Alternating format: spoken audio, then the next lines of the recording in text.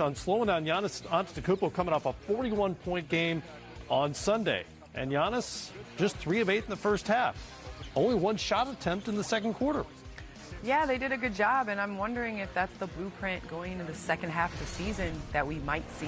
That was the problem in the playoffs last year for them. Just the 10th time all season Giannis failed to score in double figures at the half. Meanwhile, Miami was raining upon the Bucks a barrage of threes. It's a good day when Olynyk's doing that. Nice stop, behind the back, drop it.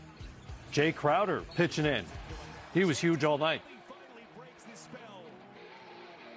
5 of 9 from the great beyond he was. He had 18 off the bench. Second half, Butler into the teeth. And then Goran Dragic pulls up for 3, beats the buzzer to end the third. He goes for 15 off the bench. Miami still up double digits, 81-70. Giannis, not his night. Yeah, as you can see, the crowd that he draws, every time he got the basketball, I thought Miami did a great job just in terms of packing it in, playing that 3-2 zone, and making it very difficult for Giannis. He was 0 of 4 from three-point range. Miami defense to offense. It's Crowder, under the radar acquisition at the trade deadline. Handy guy with plenty of playoff experience coming off their bench. Butler goes for 18. And a pretty easy win for Miami against the best team in the league. Heat have now won 3 in a row and now own 2 of the Bucks. 9 losses this season. They're the only team that can say that. Giannis, 13 points, ties his season low. And after 83 straight games of scoring at least 100, the Bucks failed to reach triple digits for the second straight game. It's also the first time this season the Bucks have lost either end of a back-to-back. They're now 17-1 in those situations. Afterward, our Dennis Scott with Goran Dragic. Goran, first half 0 of 5. What did you tell yourself the second half to keep your confidence? The second half cannot be worse than the first half. I was repeating that in my mind, and I knew it. I mean, I cannot play bad like that in the second half, and I just stay with myself. I compose myself, and my teammates, they always give me confidence so I can be myself. Physical ball game tonight, playoff style. How can you use this defense to go forward to get ready for the playoffs? I think the defense is the main thing for us, especially in the playoffs. Last 3 weeks, we were not defending well. But, last 3 games, we're coming back to ourselves, and we're defending better. Milwaukee, it's a great team. We understand they have back-to-back, but doesn't matter. It's a great win for us. When you guys share the ball like that and the bench comes off and Jay Crowder and Olynyk and yourself knock down threes, how much fun basketball is that? It's really fun. We're like family in the locker room. We share. We like to play together, and you can see that on the floor. Everybody's passing the ball. Everybody's involved, and everybody gets have confidence. And, we can score a bunch of points. So. And they did. But it was the defensive effort that really stands out in this game when you talk about Giannis Antetokounmpo going 6 of 18.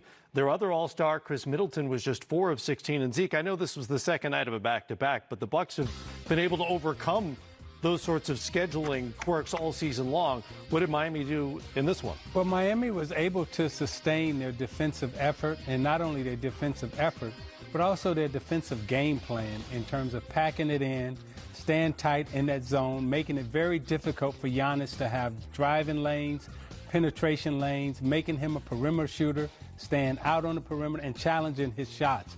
Even in transition, where you see Giannis coming down the floor, they were able to force him to the sidelines, able to keep him out of the middle of the floor, making it very difficult for him to get to the basket. And when he did get to the middle of the floor, they were able to pack it in, help him recover to the shooters. And your defense, Grant, Candace, as you know, your defense is only as good as your weak side can help and recover. And Miami's defense of pressure tonight on the ball, but also their weak side defense was able to help shut down those penetration lanes and recover back to those shooters. And that's what made it so difficult for Milwaukee tonight. The playoffs are a different animal, obviously, but this is potentially a second-round matchup between the Heat and the Milwaukee Bucks. Do these 2 games give you a little pause when you think about how that might play out? Well, you have matchups as teams and as dominant teams have seen that you just don't want to face. Mm-hmm. And it seems earlier in the season, Miami was to beat them, and that was early, and that's what everybody said. But now we're here in the end part of the season towards the home stretch, and they were able to kind of take advantage of Milwaukee. And that's the biggest thing. It's been kind of a pick your poison type of thing with Milwaukee. You either give Giannis 50 or you give up the 3. It's never been the ability to be able to shut down both. And today, Miami took that and shut down Giannis as well as shut down the three-point shot. And that's huge. I mean, they're going to face that in the playoffs.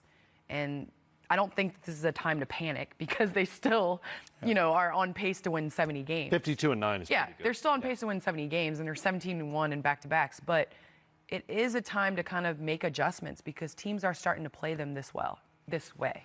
And you can't, as you said it best, I mean, playoffs are all about matchups. And certain teams you match up better against. But it really was a beautiful game plan.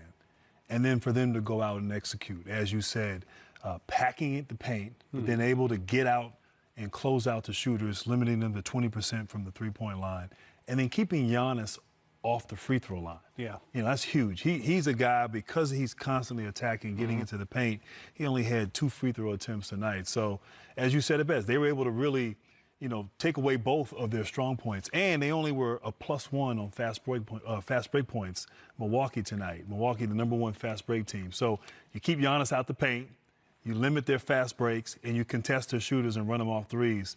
I mean, that's easier said than done, but Miami did a masterful job doing that. And, shot the ball pretty well themselves from the perimeter. Absolutely.